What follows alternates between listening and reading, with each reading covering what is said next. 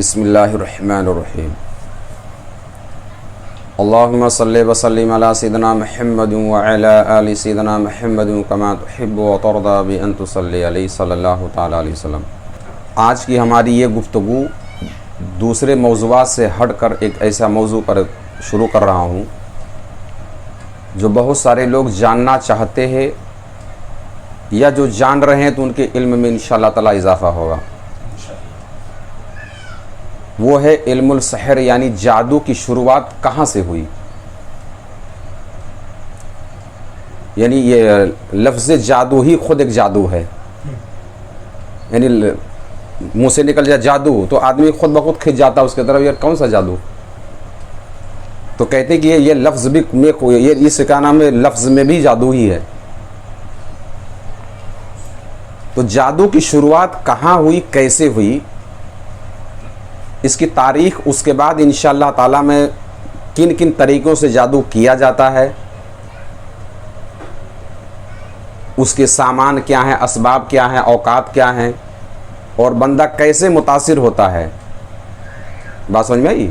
سب سے زیادہ گہری بات تو حضرت یہ کہ متاثر کیسے ہو جاتا ہے، یعنی کرنے والا وہاں کرا تو یہاں بیمار کیسے گر جاتا ہے۔ تو انشاءاللہ تعالی اس پر میں ہم بہت باریکی سے روشنی ڈالنے کی کوشش کریں گے، اور اس کے علامتیں، اس کے علامات کیا کیا ہیں۔ آج کے تاریخ میں بہت سارے لوگ تشخیص، طرح طرح کی چیزیں، عجیب عجیب ڈرامے بازیاں چلتی ہیں۔ بات سمجھیں؟ تو صحیح معنوں میں تشخیص ہی لوگ نہیں کر پاتے ہیں، چونکہ ان کو سحر کے بارے میں اتنی معلومات ہی نہیں ہوتی ہے۔ تو انشاءاللہ تعالی یہ گفتگو کا آغاز میں یہاں سے کرتا ہوں کہ یعنی جادو کی شروعات کہاں سے ہوئی۔ تو تاریخ کی کتابوں سے دو واقعات ملتے ہیں، اس کی شروعات کے دو چشمے ہیں، آگے یہ ہو یا پیچھے یہ ہو، لیکن ہے شروعات یہیں سے۔ آپ لوگوں نے سنا ہوگا دو فرشتوں کا نام ہاروت و ماروت، جو شہر بابل یعنی عراق کے نینوا شہر میں ہے، وہاں پر ایک آگ کے کنویں میں وہ لٹکائے گئے ہیں۔ ایک تو یہ تاریخ اس کی یہ ہے، دوسری حضرت سلیمان علیہ السلام کے زمانے کی۔ بس سمجھ میں؟ ایک ہاروت ماروت اور دوسرے سلیمان علیہ السلام کا زمانہ۔ یعنی اس میں یعنی شروعات اس علم کی جو ہوئی، یعنی ابتدا انہی دونوں جگہوں سے ہوئی، یا یہ پہلے ہو یا وہ بعد میں ہو، بس یہ ہے کہ جو چشمے اس کیوں کہہ لیجئے کہ یہیں سے یہ دونوں ہیں۔ اب حضرت سلیمان علیہ السلام کے دور میں جادو کی شروعات کیسے ہوئی، اس کی وجہ کیا بنی کہ جنات و شیطان اور انسان یہ سب مکس آبادیوں میں رہتے تھے۔ یعنی پہلے جیسے ابھی جناتوں کی آبادی انسانوں سے دور ہے، یعنی ان کے لیے حد ایک کھینچ دے کہ بھئی تم کو ادھر ہی رہنا ہے، بیرانوں میں، صحرا میں، اس طریقے سے جناتوں کو ادھر کر دیا گیا، آبادی سے جناتوں کو دور کر دیا گیا۔ لیکن سلیمان علیہ السلام کے زمانے میں یہ آبادی مکس آپس میں رہتی تھی، جنات و شیطان اور انسان یہ سب ساتھ میں مل کے رہتے تھے۔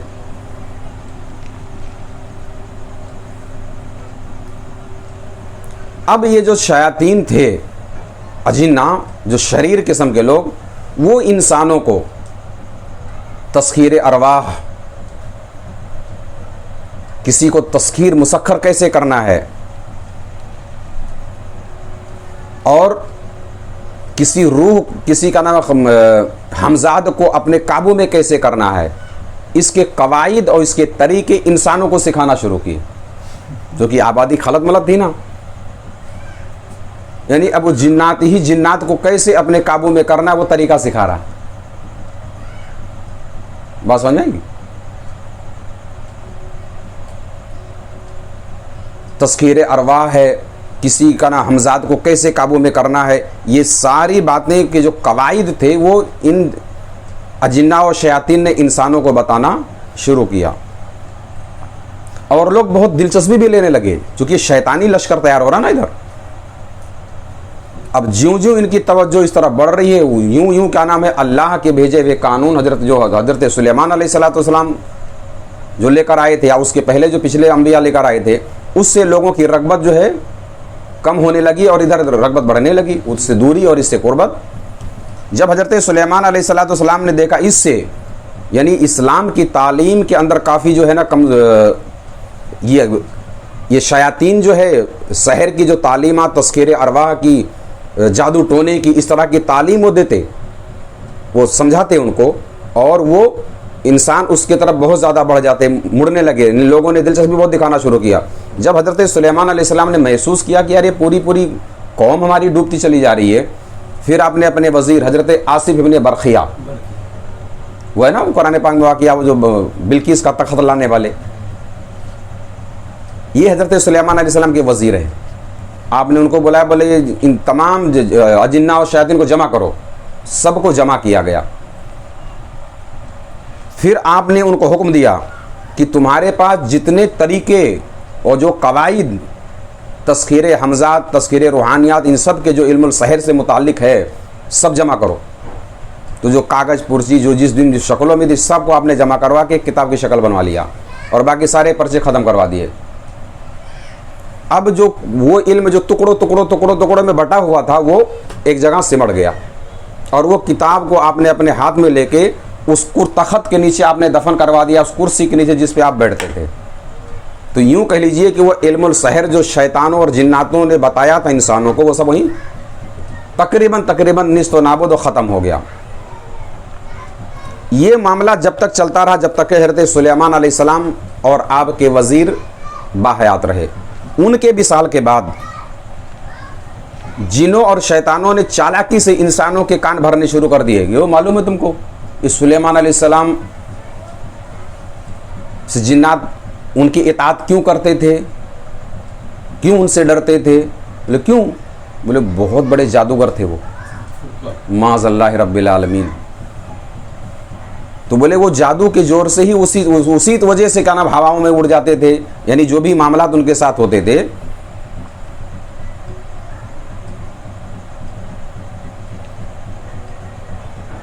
تو اب جب یہ سننے کے بعد جو ہے ہر کسی کی توجہ بڑھے گی نا کہ یار کون سا ایسا نسخہ ہے جس کی وجہ سے آدمی کا نا جناتوں پہ، شیطانوں پہ، ہواؤں پہ، پیڑوں پہ، سب پہ قابو پا لے گا۔